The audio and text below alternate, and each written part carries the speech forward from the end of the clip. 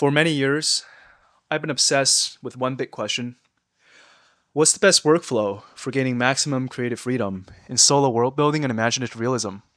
I wanted to be able to create complex interiors, dynamic multi-figure scenes, and majestic landscapes all by myself without being limited to just one specialty. True creative freedom means being able to look at any picture, reference, art, break it down into simple form, material, light, composition, and reverse engineer it in your own way and use the same fundamental tools and workflow every single time so you have reliable, consistent results. So I created this channel to compress my years of trial and error into a clear, practical workflow that someone like you can learn and start using as soon as you understand how the pieces fit together.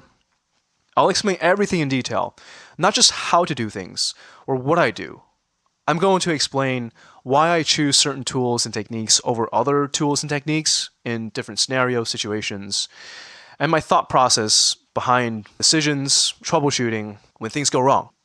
This channel is just built around two free open source programs, Blender and Krita. If you're a solo artist who dreams about building entire worlds without limits, you're in the right place.